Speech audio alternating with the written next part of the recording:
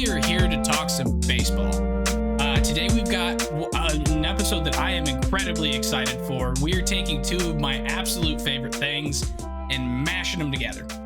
If you've seen our social media, you've seen me doing a lot of stuff with baseball cards. Some would say I'm addicted to them. I would argue it's a hobby.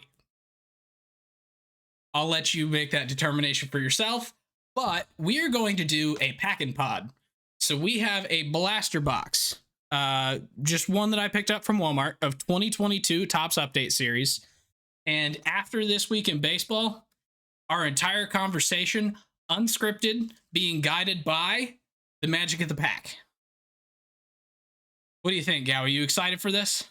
Very excited. Looking forward to it. We have so much to get into this week, and I'm excited to see where that box of cards takes us. Yeah, it'll be nice. So update is one that's really interesting because there's a lot of like the rookies that came up mid-season and some other players like that. So not necessarily all the big name guys. So we could get into some really interesting conversation here. So I'm excited for that. But before we get into that, we've got quite a bit of this week in baseball to talk about. And I think the best place to start is over in Detroit. What do you think? All right, yeah, Detroit.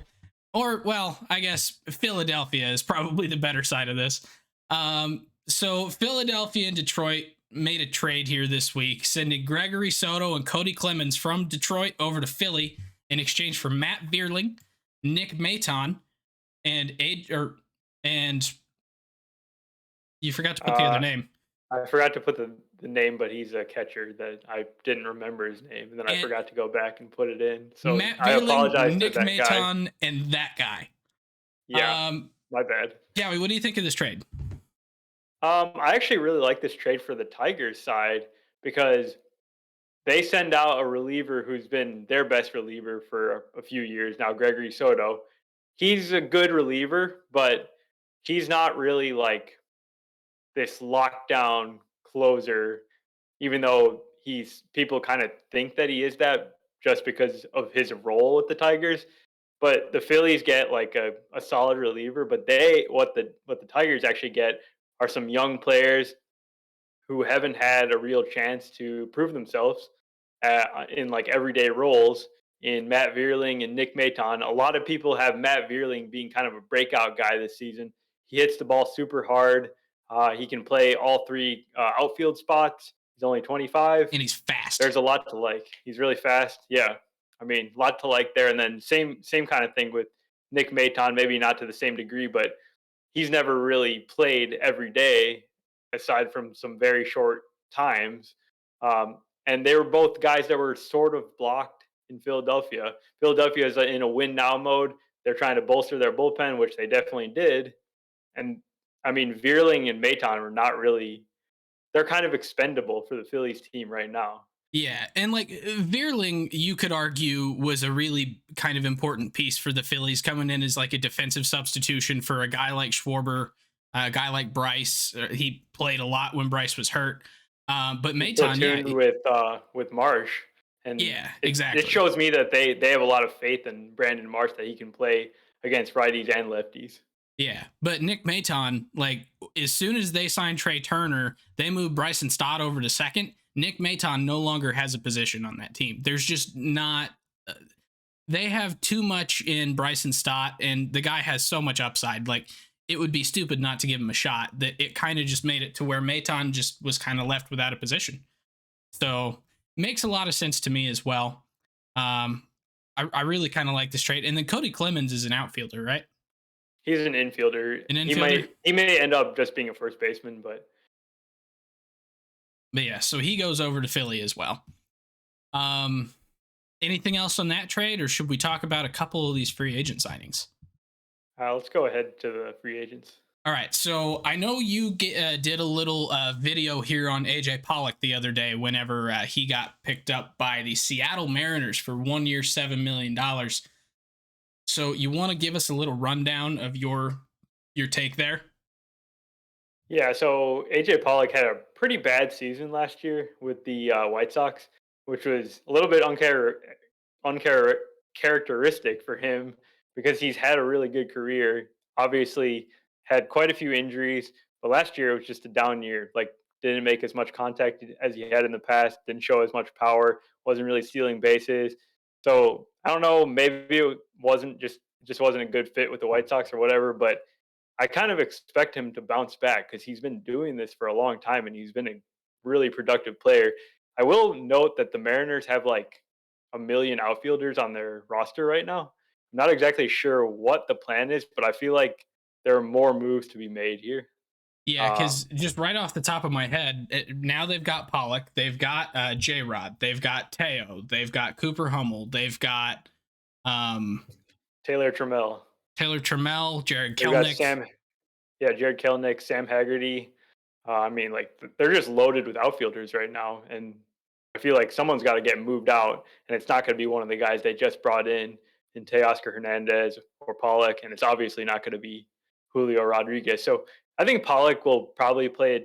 He'll probably split some time in the outfield and probably DH as well. So I kind of like it for Seattle. Yeah, I definitely think he's a little bit of a bounce back candidate this year. Maybe not to the levels where he was back when he was with The Dodgers. yes, the Dodgers. That is, was he with the Diamondbacks before that?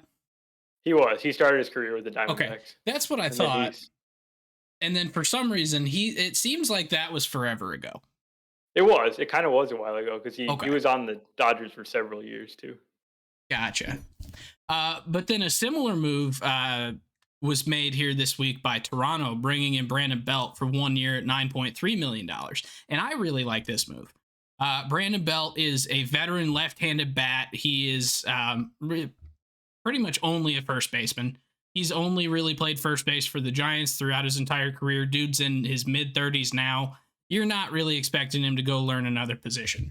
So they're bringing him in most likely to be a basically a backup first baseman to Vladdy, a part-time DH, kind of splitting time with Jano, and Kirk is whoever's not catching that day.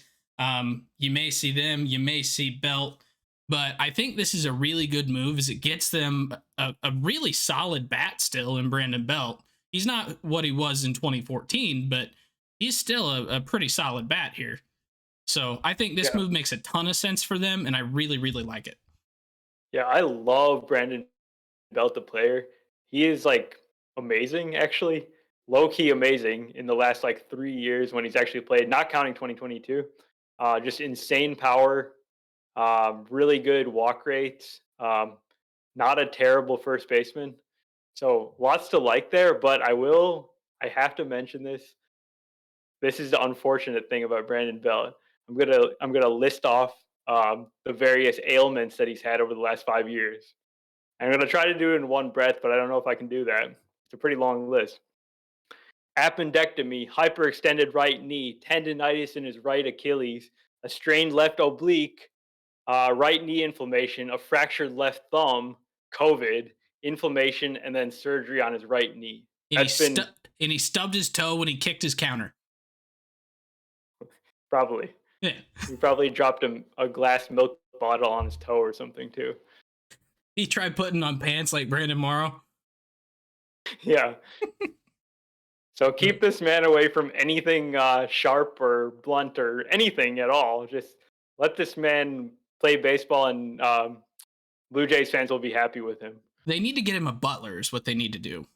A Butler, yeah, Yes. I like that idea. Speaking of guys who should be kept away from sharp objects, guess who just got DFA'd this week? Trevor Bauer. It's been a long time coming. He was reinstated from his 194 game suspension, which some would argue wasn't long enough. Others would argue it was too much, but I disagree with those people vehemently. I mean, whatever you think about that, it was the longest suspension under the domestic violence joint policy in Yes, history.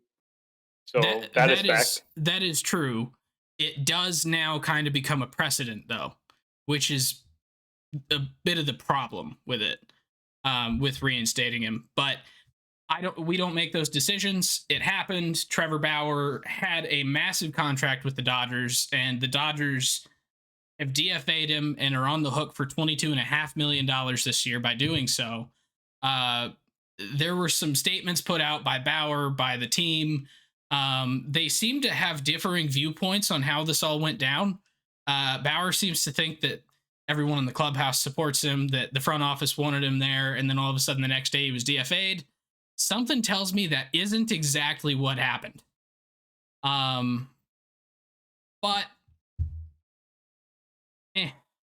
I'm not gonna stay on this one too long because it just makes me incredibly angry. So you got any more thoughts on that? If not, we'll move over to Capolella. No, just that. I mean, the guy hasn't really shown any real remorse for his actions. So probably another team will take a chance on him at some point, but they're going to face a lot of backlash, just as the Dodgers were even facing backlash for, taking their time to make this decision. I don't know exactly what was fueling that. Maybe it was, for some sort of competitive advantage or what may be, but that's absolutely deserved um, negative attention for the Dodgers and then whatever team may sign him in the future. Yeah, I mean, I could think of a reason that they would have taken this long to make the decision that would actually be justifiable, and that would be from a legal sense. Like, if they're making sure that they have fully documented just cause so that he can't come back with a lawsuit and whatever. Although baseball contracts aren't really exactly the It's not. same as a He's normal labor paid. He's agreement. being paid. Yeah. Yeah, so I don't know. There could be something else that we don't see, but yeah. So, but he's no longer on the Dodgers. He is available for other teams to pick up. We will see kind of what happens there. In other suspension news, former GM of the Atlanta Braves, John Capolella, was actually reinstated from his lifetime ban after 5 years here this week. So for those of you that don't really know who that is, don't really remember, John Capolella was the guy who got in trouble for violating a whole bunch of international signing rules. They were giving bonuses to international players that were larger than what they were reporting to the major leagues in order to bring people in. It ended up leading to 12 players being released from the organization and allowed to sign elsewhere. They lost picks, I think, in a couple of drafts. He got a lifetime ban. But yeah, so do you have anything else you want to share there, Gowie, or any? Yeah, just that if you go and read his statement that he put out, he was very appreciative of Rob Manfred for reinstating him and actually showed a lot of contrition for his actions. And he like he's kind of a guy that you feel like he has served his time. It's been 5 years. He's had to go do other things, and seems like an appropriate um, change in that suspension of his. Yeah, and the other thing with Capolella is, so I was reading the Athletic article about it today, and at the time when he was suspended, he also put out this big statement apologizing, taking full responsibility for it. Basically saying no one else was involved. I realize this has ruined my future in baseball, my career in baseball, all this stuff, and he showed remorse and contrition at the time. 5 years later, he's doing the same thing. If a guy wants to get back in baseball after making a huge mistake, that's the way you do it. We have a question here in the chat. Can they uplift the Pete Rose ban next? Pete Rose has kind of done things a little bit the same way as Bauer has been doing it. So I doubt he gets his lifted. But all of the things we're talking about are incredibly wrong. Do not condone them at all. Some of them, that's a conversation for another time. But Capolella is probably the best example of a guy who has been punished, accepting his punishment, and learning from it. So, interested to see if he gets picked up by a team to work in their front office now, or if he stays out of baseball. I feel like if he wants it, he can definitely latch on with another team because he's got an amazing track record. Besides the obviously the violations that he committed and all that, but he built like the 2021 Braves. Like Yeah, a lot of their I core mean, players so were acquired by him. I was gonna say he signed and or drafted Acuna, Albies, Riley, Max Fried, Max Dansby Fried, Swanson. Swanson, Mike Soroka. Yeah. Or was Soroka the first Anthopoulos year? Because it was up to 2017, I think, is when Capolella he resigned and then was banned. Yeah. So, but yeah, so he's got a fantastic track record. Excited to see where he ends up. Let's see. Now let's get to some actual let's stay with the sad stuff and then we'll end on the happy stuff. How about that? Because I realized that we're kind of doing a whole roller coaster the way we got it listed here. So we did get a little bit more news this week. Liam Hendriks, reliever for the Chicago White Sox, closer for the White Sox, has been diagnosed with non-Hodgkin's lymphoma this week. He is not really expected to play much, if at all, here for the White Sox in 2023. So our thoughts with him. That's a pretty big thing there. So, wishing him the best. Been kind of cool seeing all of the baseball kind of react, kind of getting behind him. So yeah, definitely one of the best ambassadors of the game of baseball, and one of the most exciting players to watch when he's pitching too. So plus his accent, definitely plus his accent is just so lovable. Exactly. So best wishes for Liam. And then also in injury news, Trevor Story had a what did they call it? They called it a bracing procedure, I think, in his shoulder. It's very similar to Tommy John. Pretty much Tommy John. It was an internal brace surgery on his right elbow. So pretty similar to Tommy John. The Red Sox are not committing to if he will be out the whole season or if he'll be able to play, but they said we are not counting on him this year. So Heimblum kind of seems like they're calling this year a wash on Trevor Story. This is huge because now the Red Sox do not have a shortstop because they were banking on Trevor Story taking over for Xander Bogaerts, hoping that his arm strength was going to recover. Well, clearly now it won't. So what do the Red Sox do here? I have no idea. They have to, there's no shortstops left, as we're going to talk about here in a second, for them to sign that are really impactful. So they're going to have to like mix and match with Kike Hernandez. And did they rush Marcelo? Who else? I don't think so. I mean, it seems like a dumb question, but the spot they're in right now, like Jeter Downs is no longer in their organization. He was their AAA shortstop, and like, yeah, he wasn't what he was cracked up to be, but it would have made sense for him to be the next guy up, at least in a temporary. Just looking at the roster right now, I mean, you got Hernandez. Oof, it's really rough. Like, they don't even have legitimate, like, any depth at shortstop. They signed Nico Goodrum to a spring training invite. Like, it could be very rough. I assume they're going to sign a Jose Iglesias or some, like, major league level guy, but not like a good one if they don't make a trade. Yeah. Honestly, Jose Iglesias is probably the best thing, or the best, like, for he's the best guy left. Well, he's the best guy left, but to be honest, like, on a 1-year deal until Story's back next year, I actually don't hate that move in a vacuum. Like, yeah, you're not getting a lot of production out of him. This is not going to be a first place season for the Boston Red Sox, the way that everything is shaked out this offseason. So getting a guy like Iglesias to come in for a year, play shortstop, he hits or he makes contact a lot. He gets on base a decent amount. So like he could help this offense, even though he's a terrible hitter. So I don't know. I actually wouldn't hate that move for the Red Sox, given everything that's happened. Yeah, there's very few options for them if they don't go the trade route.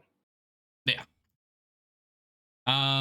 Let's see. And so last on our This Week in Baseball list, before we get to the fun stuff, Carlos Correa has signed with a major league club. Woo! We've never heard that one Yeah, before. I wonder Carlos, if we should have held off on this one until the physical was passed I mean, probably he took his physical today. today So and tomorrow. Yeah, yeah, the Twins should know what his situation is, and because I mean, hell, they did it last year. They signed him last year. Unless he hurt himself like after the season, there shouldn't be anything that shocks them.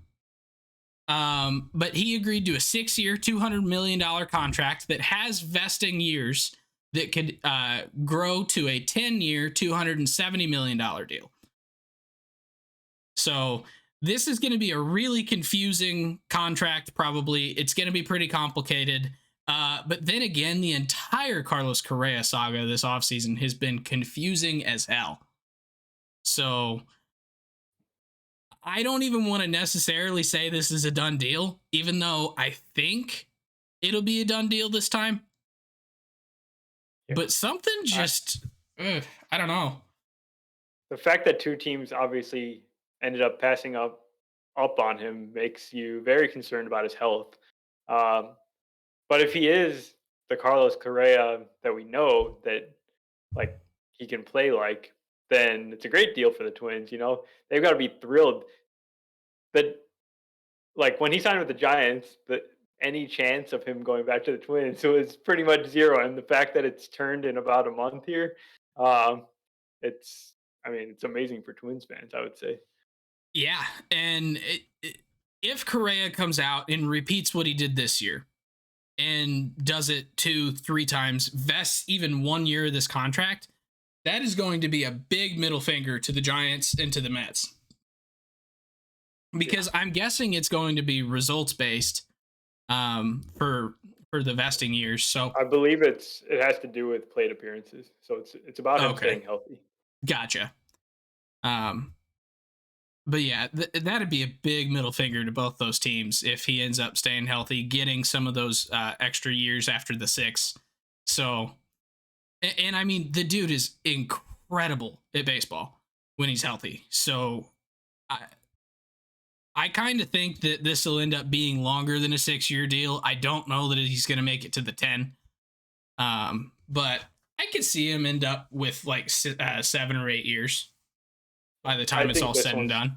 I think it's going to pay off for them, but that's without knowing the health component of the situation. But Well, I like the deal for the Twins. yeah, and the nice thing about it is this is what is that AAV? It's like 33 some million for the first 6 years. Yeah, so that's not bad at all. Like that's very stomachable.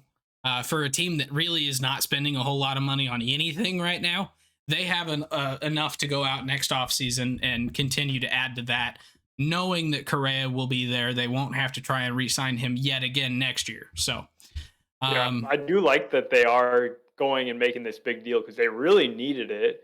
They don't have a shortstop like in house necessarily, um, but yeah, they've got to do more. I do like a small market team going out and getting landing a big free agent. That's great. yeah. Cool. So that is all we have for this week in baseball. And now we're getting to the fun part that we're going to have to see how this goes because I don't have the best setup for this. So let me go ahead. I'll explain what we're doing. Gowie and I will get our, actually, if you want to call me on FaceTime right now as I'm talking through this, I'll get that figured out. Then we will get going with our packing pod. So essentially what we're going to do, if you guys watch MLB The Show, Twitch or YouTube or whatever, you've probably seen content creators do what they call pack and play. So they will get a box similar to this, open it, and then their team can only be comprised of players that they draw in their box. We want to do that for our podcast, who we're going to talk about, what we're going to talk about. And so what we're going to do is I have 7 packs in this box with 14 cards each. There is also one it's essentially an extra card. It's a manufactured relic that comes in every box. So we're going to use that to build a starting 9, a pitcher, and a oh shoot, I should add DH to our list here. A starting 9, a starting pitcher, and a relief pitcher. And then I'm actually going to use these later this week. It's tentatively looking like Friday. I'm going to go play MLB The Show here on our Twitch channel. And we're going to do some gameplay with these teams and see how they fare. So yeah, this should be fun. So let's get this set up here. No, is that gonna work? Yes. Okay. I should turn the volume down. Microphone off. Round. Okay. So you should be able to see my cards now, Gowie. Yes. All right. So I will probably not show all 100 cards to the camera for you guys, but the ones that we choose or any hits, I will show. But just because I don't have enough cameras on my desk to be able to do this 100% properly, if this is something that we all like, I will definitely figure out how to do it correctly next time. So let's go ahead and break open the box. Gowie, I hope you have your Fangraphs up. Always. Let's see. So we're going to take turns drafting. I need to add in a DH here because I forgot it. Wait, do we have enough packs for that? We will grab a DH similar to how we grab The pitcher. the pitchers, which I think we still might be one short. So it'll just be best of the rest for whatever you don't draft. How's that?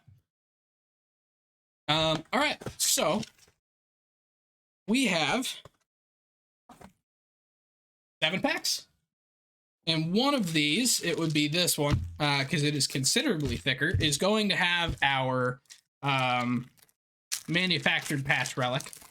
So let's go ahead and get that out so that we can see who it is. So this person we're not going to talk about, but I will put them on my my team for whenever we play here later this week, just so that I know that I have at least one good hitter. And that would be Ozzy Albies. So, in case you guys missed it, this is from 2022 Topps Update Series. So we're going to have a lot of rookies, a lot of rookie debuts, and some of the kind of less than all-star players are going to be in this. I think is maybe the nice way to phrase that. I don't know. So Gowie, our first pack, and I'm giving you first pick. So are you ready for this? Ready. We have Geraldo Perdomo, Kyle Schwarber, Spencer Torkelson, Ryan Tepera, Stephen Vogt, Ryan Yarbrough, Connor Pilkington. That is the infield of the Orioles, so that's out.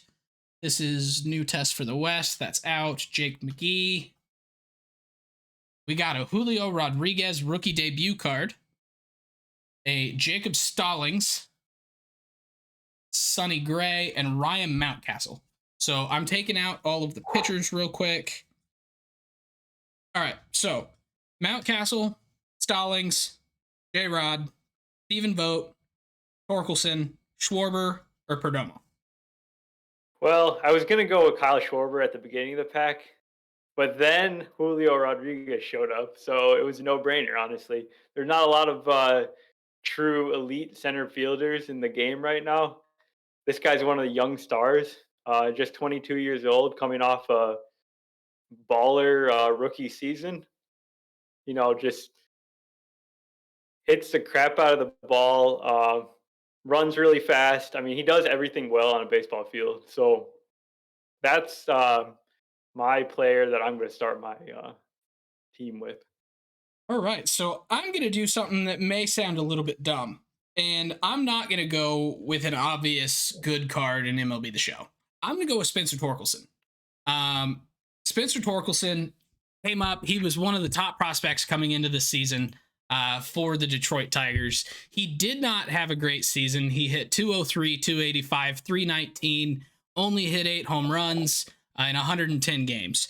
So not exactly what you want to see out of a star first baseman. But in the minors, the dude had quite a bit of power. Well, yeah, not necessarily. Well, yeah, 2021, let's see, he hit 30 home runs across 3 levels of the minors. His average is not great, but then again, he's a first baseman. His walk rate in the minors was insane, being around 15%. So he's a guy that I really think will start to break out this year and perform for the Detroit Tigers. And he's a guy that I think people should be on the lookout for. Like, he was a big prospect for a reason. And I think that he will maybe not live up to 100% of his hype, but he's a lot better player than he showed in 22.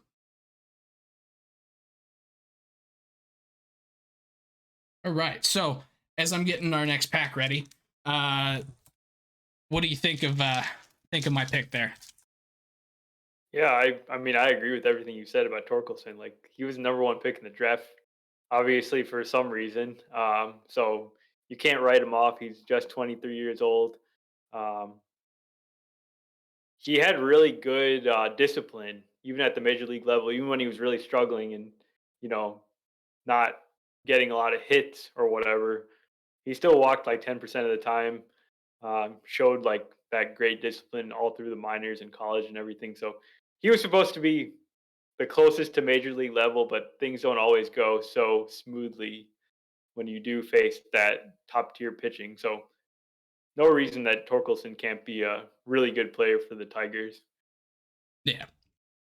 All right. So our next pack, and I think I get to go first this time, right? Yep. All right. So we have George Kirby going in the pitcher pile, Colin Moran, Nick Whitgren, pitcher pile, Stephen Kwan, Bobby Witt Jr., Thairo Estrada. We have a rookie combos card of pitchers Angel De Jesus and Elvin Rodriguez. Another rookie combos of Robert Suarez and Steven Wilson.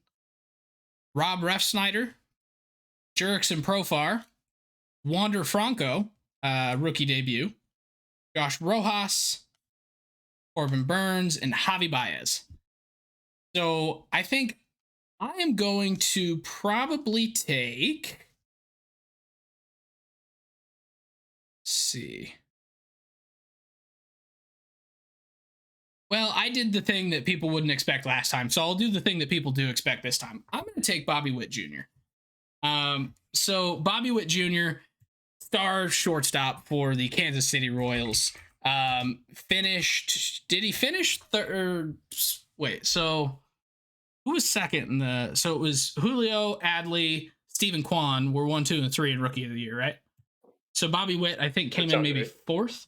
But he had a really good rookie season with a 2020 season, 20 home runs, 30 stolen bases, a 254 average, playing pretty decent defense. Not good defense, but not god-awful defense there at short.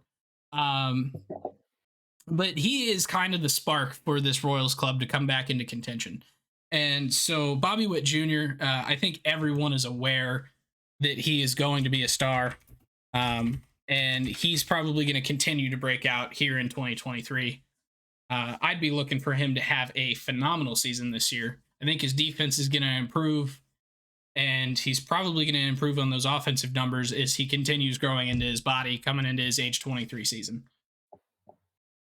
Yeah, he started kind of slow in the first month of the year, but basically after that, he was really good, and he's definitely still an improving player. So great pick. That was definitely the one I was going to make.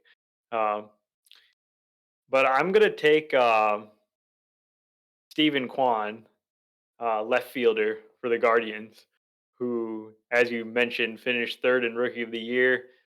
Didn't strike out for like how many games at the beginning of the year? He was just 138. 138 games. I think Yeah, so. I mean, you can't strike the guy out. He, makes tons of contact. Doesn't hit the ball super hard or anything, but just when you make that much contact, you'll be on base quite a bit. He walks a lot. Um, he's everything that Nick Madrigal should be. Um, and then he plays a great left field defense too. He could probably be a center fielder if it wasn't for the team that he plays on. So Stephen Kwan, that's my pick. I should probably be showing these cards like I said I was going to. So there's the Stephen Kwan rookie debut card. And Gowie's first pick, Julio Rodriguez rookie debut. See if Wow, we that. got all rookies, 100% rookies. I think that'll probably change in this pack. Let's see. My first two, Bobby Witt Jr. rookie debut card and the Spencer Torkelson true rookie card. So, Gow, you've already got support for your team here in the chat. All right. I'm liking how it's starting. So, next pack, and you have first pick of this pack. So we've got Alex Colome to the pitcher's pile, Kyle Cody to the pitcher's pile. Now, do we count this one or no? It's a 3,000 hits card for Miggy, but it's not actually Miggy. Nah. No? Okay. So we'll knock that one out. So you've got Nico Goodrum, Joe Ross to the pitcher's pile, opening day Bronx pitcher's pile, Reed Detmer's pitcher's pile, Ryan Yarbrough, Cole Irvin. Good Lord. Okay, so there's not a ton of picks here in this one. So you've got Nico Goodrum, Luke Williams, Corey Seager, Miguel Castro, Randy Arozarena, and then I'm going to show this one off just because it's gorgeous, but he's already on a team. Julio Rodriguez, Stars of the MLB card. So beautiful card. This one, with my limited choices, this one's kind of a no-brainer. I'm going to take Corey Seager to be my shortstop. First year with the Rangers, he was really good. He actually lost the most hits to the shift of any player. So that led to a 245 batting average, 317 OBP, which was below his career norms and stuff. So maybe he'll make back those hits this season with the shift ban. He still did hit 33 homers, and he's a stellar player. So I got some young up and coming guys, but Corey Seager is an established superstar. Need him on my team. You are not leaving me with a ton of options here, are you? Nico Goodrum. Uh-oh. I do have Randy Arozarena I could go with. Okay, yeah, that's probably the move. That seems like the right move. I'll go ahead and get my first outfielder on my team. We're going with Paragons of the postseason, Randy Arozarena. Randy probably in right field, I'm guessing. So let's go ahead. So Randy Arozarena, obviously 2020 postseason, the dude was insane. He set like the postseason home runs or like home runs in a single postseason record, didn't he? Like 15 or something stupid. But last year he had a really underrated season. I mean, he finished the year after 153 games with a 125 WRC plus, 2.7 WAR, 20 home runs, a 263, 327, 445 slash line, and stole 30 bases. So he had pretty much the same season as Bobby Witt Jr. And I think a lot of people forget that. Like, Randy is a really good young player, and he is really one of the probably bright spots of a Tampa Bay Rays team that kind of seems to fluctuate and never really is the same team on any given day. He's like the one guy who is their cornerstone right now. Yeah, I was gonna say, I know this because I'm a fantasy guy. Bobby Witt and Randy Arozarena, your two guys on your team, um, were the only two players in 2022 with 20 homers and 30 steals. Yeah. And so that could go really well for me on MLB The Show. We'll have to Yeah. see what Randy cards I could get because I don't really remember what else there. Um, all right, I think we're gonna get some interesting cards in this pack. So we have, and I get first pick of this one. Ooh, can I upgrade to the blue Spencer Torkelson? Sure, go for it. All right, so I'm just going to show this one off. So I got this blaster box at Walmart. So there are 4 royal blue parallels. They're non-numbered, but they look really sweet. This is the same Spencer Torkelson I already have on the team, but I'm going to swap out the card because that one looks good. Let's see. So we have Avisail Garcia. Joan Duran goes to the pitcher's pile. Andrew McCutchen. Brian Lavastida. Ryan Pepio goes to the pitcher's pile. Seiya Suzuki, Jake Walsh, and Josh Stomont go to the pitcher's pile. This is an insert card for 9th all-time in hits. All right, Kyle Isbell, Helio Ramos, and Brandon Marsh. So Avi, McCutchen, Brian Lavastida, Seiya Suzuki, Kyle Isbell, Helio Ramos, and Brandon Marsh. I'm going to go with Andrew McCutchen. So McCutchen is currently a free agent, coming off a season with the Milwaukee Brewers. And Kutch, his best years are definitely behind him, but he's still been a productive bat for Milwaukee last year and for Philly before that. Say productive bat. He's about 100 WRC plus, but still knocking in 17 home runs, still knocking in 70 RBIs. His average is kind of faltered here in the last few years, but he's kind of that veteran leader guy, able to play in the outfield for you. And I mean, the dude's a former MVP. I kind of just want him on my team. And I don't think anyone's going to fault me for that. Like it. Yeah. Definitely, yeah, I agree. His best years are behind him, but the fact that he's still putting up kind of league average numbers as a 36-year-old, I mean, it's pretty impressive. Also, selfishly, that was an MLB The Show move because he had a 99 collection reward card this year. So just improved my team a lot.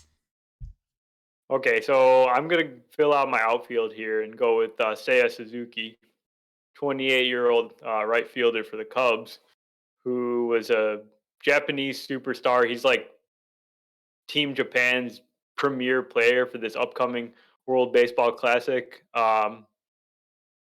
He definitely showed like the signs that he can be a really, really good player at the major league level, but he only showed those in sort of short samples right at the beginning of the year and then a little bit later in the year. He had some struggles for sure in his first year in the majors. He dealt with some weird fluky injuries, like he hurt his finger sliding into a base and missed a bunch of time with that. Um, but I think year 2 in the majors for Suzuki is going to be really awesome, and I think he's going to become kind of a household name for MLB fans. I like that pick. Yeah, Seiya is a guy who I kind of think had an incredibly underrated season last year. And so him being on the field for a full season, I think he's going to be really solid. All right. So we have pack number, what is this, 5? Hey, Right. look who it is. Right off the top, Carlos Correa, Gabriel Arias, Yu Chang, Brad Miller, dancing in Detroit. Zach Davies goes to the pitcher pile. Ken Murphy and Danny Young rookie combos to the pitcher pile. So there's some options for us later. New Test of the West card. A Bobby Witt Jr. rookie debut card. He is already on a team, so let's put him there. Cesar Hernandez, Lucius Fox, Chris Bassett, Bobrisky, and Julio Arias are going to the pitcher's pile. So we've got Lucius Fox, Cesar Hernandez, Brad Miller, Yu Chang, Gabriel Arias, Carlos Correa. All right. So I'm not going to cheat and take Carlos Correa and make him my third baseman. I've already got a shortstop. Um, I will sort of stretch the position kind of things, and I think I'm going to take. Wait, let me see him again. Read him again. Correa, Correa, Arias, Arias. Yu Chang, Brad Miller, Cesar Hernandez, Lucius Fox. Okay, I think I'm going to take Gabriel Arias, Right. who has been a top prospect for a while. Um, he it's kind of unclear what position he's going to play. He did play some third base last year with the Guardians. He played 9 games at third base.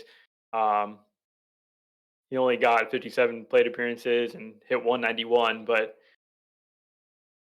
I'm just kind of betting on his prospect status the last few years. He didn't have the best season at AAA or anything, but the prior seasons, 2021, 2019, um, good numbers in the minor league level. So I'm going with Arias.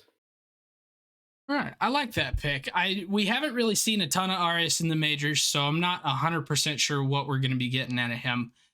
Um, ooh. I was doing a little bit of looking here to make sure that my next pick was a good pick, and it is not. So we're gonna do what you didn't have the audacity to do. We're gonna put Carlos Correa at third base. So I don't really know what else there is to say about Correa that hasn't already been said. Um, the dude had a really underrated season this year with the Twins. He's obviously had one weird offseason going from the Giants to the Mets back to the Twins, where hopefully he sticks this time. But yeah, I think Carlos Correa would be a really good anchor at third base for me. So let's do it. All right, pack number 6. Ooh, okay. We've got a fun one here. I imagine one of us is gonna take him. We also have a hit. Does that mean I have to use the hit as my pick? I mean, it's up to you. It's your All pick. right. So we got Savali in the pitcher's pile, Harold Ramirez, George Kirby in the pitcher's pile, Drew Smiley in the pitcher's pile, Thairo Estrada, Brad Boxberger, Jose Azocar, Andrelton Simmons, JP Sears in the pitcher pile, Bobby Witt Jr., stars of MLB Chrome. That's a really nice card. I'm going to set that over here to sleeve up later. Our hit is an Austin Nola out of 299 orange foil. So that is a beautiful card. It is Austin Nola, so probably not the best catcher to get. Shohei Ohtani tops black gold. That's a gorgeous card. Ian Happ and Alec Thomas. Crap, I didn't realize that Ohtani was going to be in this pack.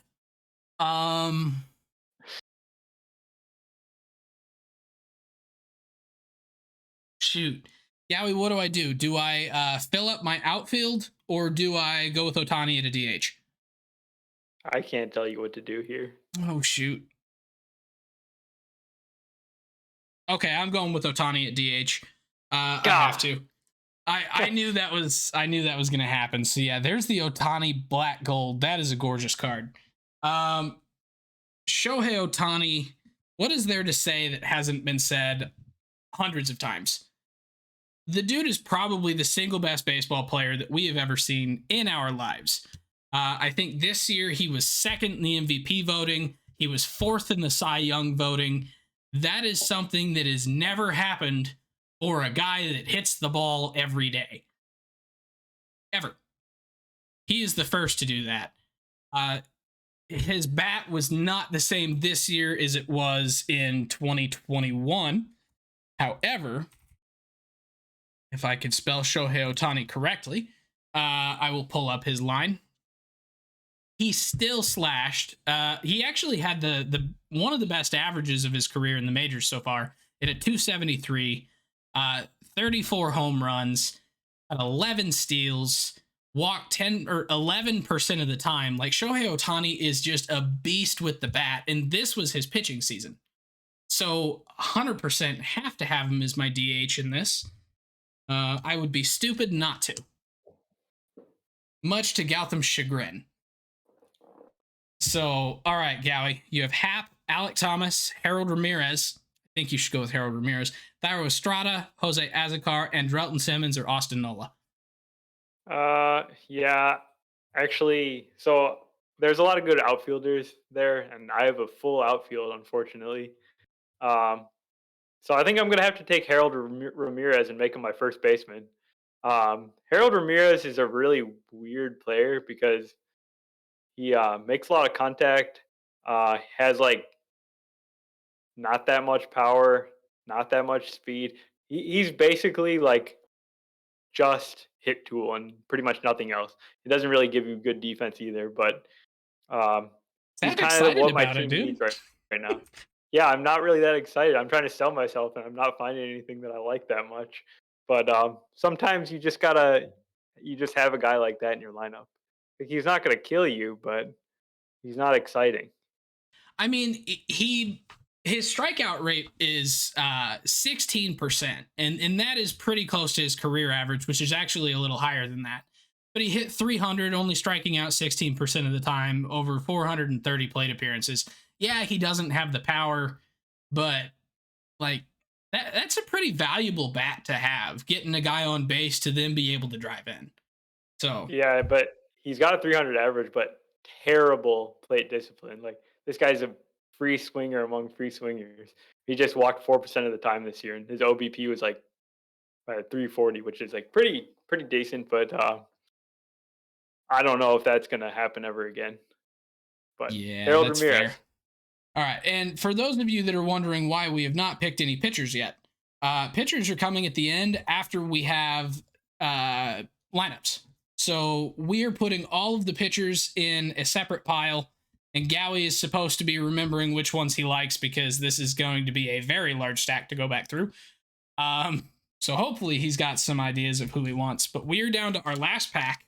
We still need 1, 2, 3, 4 positions each, it looks like. So we're gonna have to double back. So we'll pick some guys that we've had come up.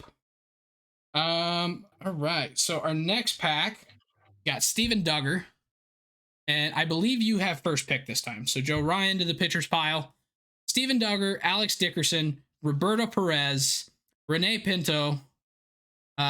We've seen this card already. We've seen that card already. We've seen that card. Ooh, this is not good. We're getting a repeat pack. Jake Fraley, Sergio Romo and Nick Lodolo go there. Michael Givens goes there, and Royce Lewis. So Royce Lewis, Jake Fraley, Rene Pinto, Roberto Perez, Alex Dickerson, and Steven Duggar. Well, I don't like my options very much. I'll be honest. I think I'm gonna go with Roberto Perez. Just gonna go with the defensive first catcher. Uh, have nothing good to say about his offensive profile, but he can catch. And that's what you need. You need a guy that can That's what I need. I have screwed up the focus on my camera. Uh-oh. Let me get this in here real quick. Roberto Perez. I'm gonna go ahead and finish up my outfield. And I think I'm going to do that. Alex Dickerson. So Alex Dickerson has been a bit of a journeyman the last couple of years. He was with the. Was he even on a team last year? He was with Atlanta. So with the Padres in 2015 and 16. What happened to him in 17 and 18? Was he hurt? He had some like catastrophic injuries that made him miss a lot of time. Oh. And then in 2019, I believe he spent time with the Marlins. Does that sound right? Not really. No? before going to the Giants and then Atlanta last year.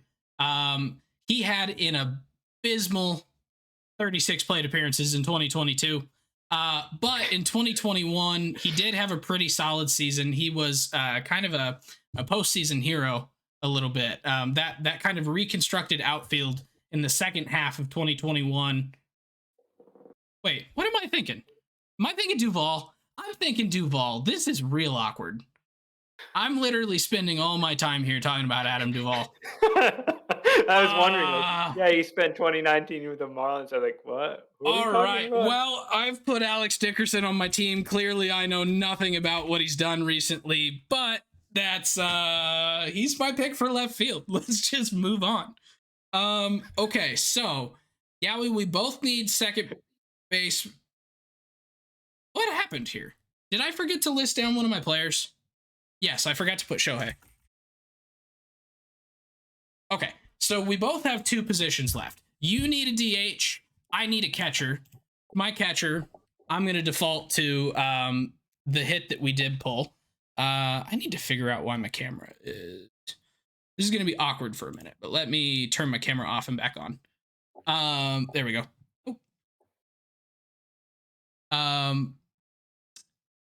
So we had a hit of Austin Nola, and so he is going to become my catcher.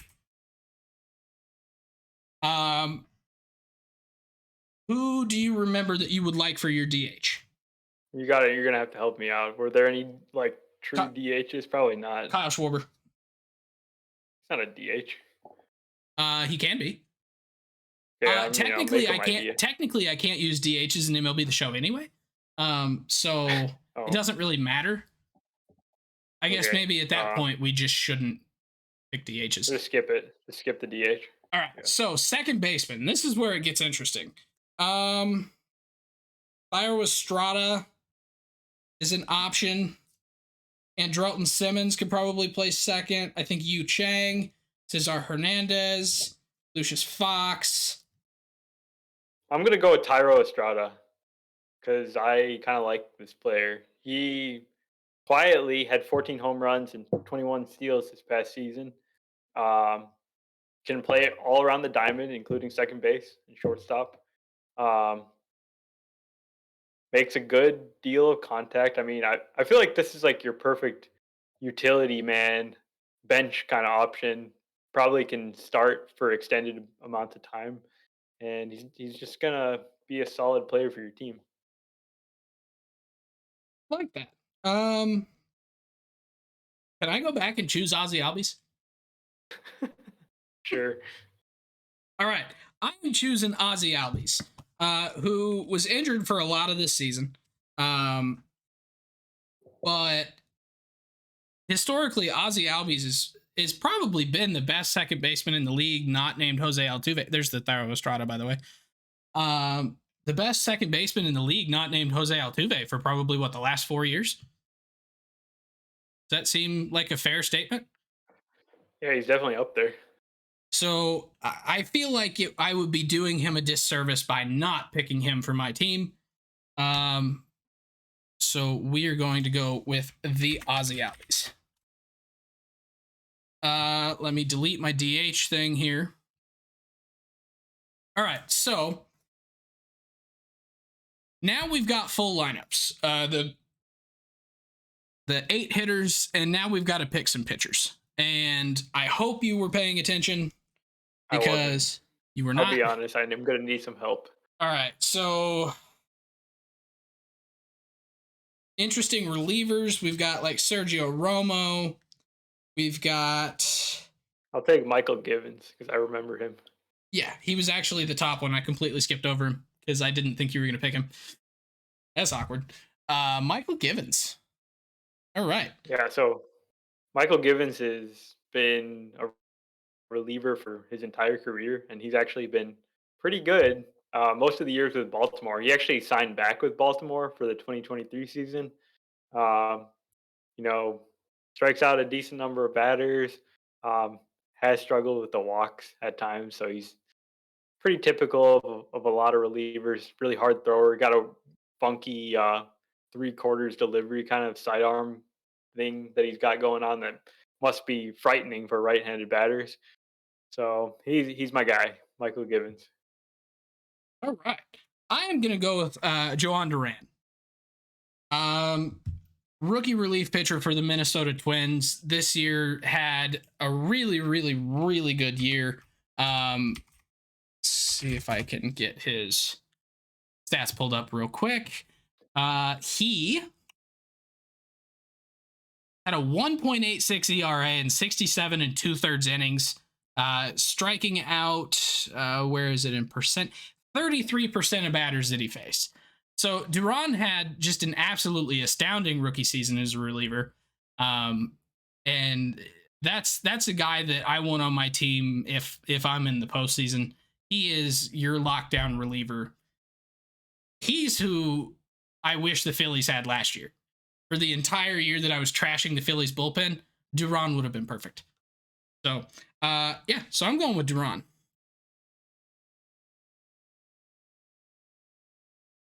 So now starting pitchers.